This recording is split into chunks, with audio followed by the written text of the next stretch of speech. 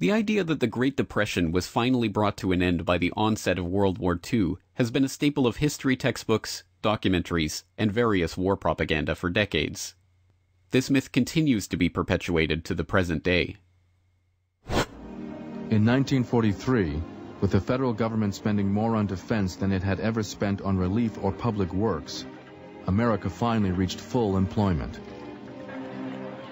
Roosevelt announced that Dr. New Deal had become Dr. Win the War. The Great Depression, which had held 1/3 of a nation in poverty for more than a decade, was over. Roosevelt's New Deal had changed the country, but it was the war that brought prosperity to a generation of Americans. The idea that war is good for the economy is, needless to say, a fallacious argument, which itself is based on incorrect economic data. By definition, military production output is not real wealth. Wars destroy wealth rather than creating it. In fact, if you look at the figures for American economic activity and you strip out the war effects, as people like Robert Higgs have shown, what you can only conclude is that in fact the Great Depression does not really end until 1947 or 1948. And that the war simply conceals or covers up the continuing low level of real wealth-creating economic activity in the United States. The idea that the economic activity surrounding militarization represents a net economic gain is called the broken window fallacy.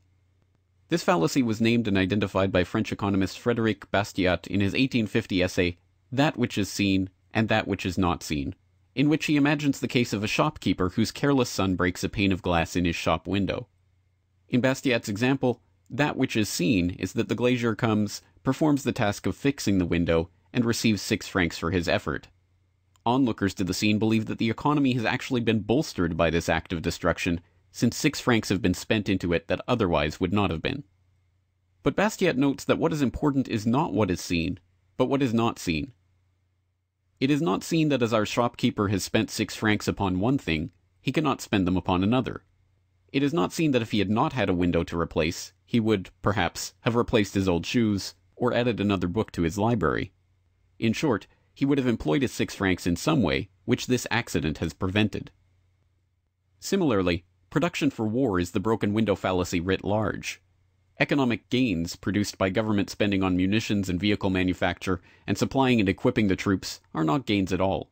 Money has merely been diverted to the pockets of the defense contractors via the political cronies in their back pocket. So why is this important? Because, sadly, this myth is being played on by the warmongering class to once again push the idea that war is good and even necessary for economic progress. This time it is not just manufacture of supplies or munitions that are being touted, but war's ability to justify government spending on investment. No matter how unlikely the threat, or whether it is indeed completely made up, this warped thinking holds that such lies and exaggerations are the answer to our current economic problems.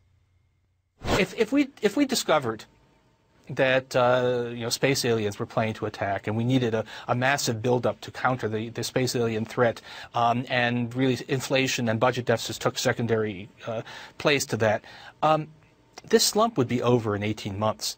And then if we discovered, whoops, we made a mistake, there aren't actually any space aliens. So we need Orson Welles, is what you're saying. No, there was a Twilight Zone episode like this in which scientists fake an alien threat in order to achieve world peace. Well, this time we don't need it. We need it in order to get some fiscal stimulus.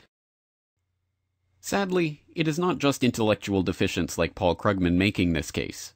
In a new op-ed in the New York Times, Tyler Cowen of George Mason University argues that technological advances from nuclear research to rocketry to internet and robotics have all been spurred by defense spending, and thus war or threats of war are necessary to continue the advance of civilization.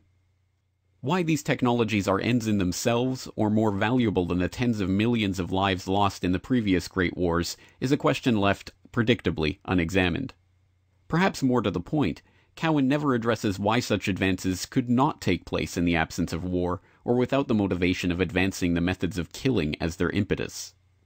What is most fundamentally upsetting about the mindset that justifies carnage in the name of economic gain is that economic gain is usually measured in abstract concepts like GDP growth or increasing equities markets that have no or even negative correlation with the livelihood of the poorest members of society. income actually shrank by 0.7% for 99% of Americans during the supposed recovery of 2009 to 2011. For the top 1%, income grew 11.5%. This is the type of help that massive government spending on bank bailouts and other stimulus measures invariably creates. In times of war, the situation is even more perverse.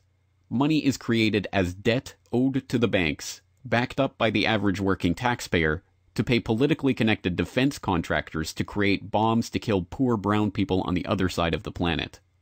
This is called economic progress. Taken to its logical conclusion, there is only one more effective way of solving the problem of poverty. So, Minister, we've run every viable model through the computer, and it looks like there just are no easy solutions to this recession. Yeah, raising VAT, cutting VAT, raising interest rates. Raising interest rates and VAT, lowering income tax and raising VAT. None of it seems to really help. Have you tried kill all the poor? Sir, with respect, we've had this conversation before. I'm just saying, have you tried it? No, of course we haven't tried it. We're not going to try it. I'm not saying do it. I'm just saying run it through the computer, see if it would work. Whether it would work is not the issue. So you think it might work? That's pretty right-wing. No, I don't think it'll work. I think it might. It wouldn't. Why not? Well, because they do all the, they clean all.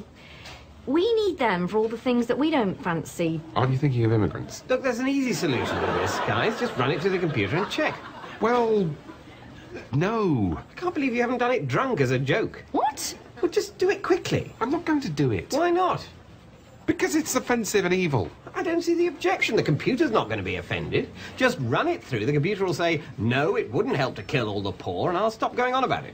Right then. After all, if we are willing to believe the lie that sacrificing lives is good for the economy, why not go that one step further?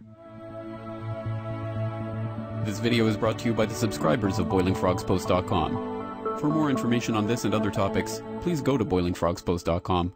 For more information and commentary from James Corbett, please go to CorbettReport.com.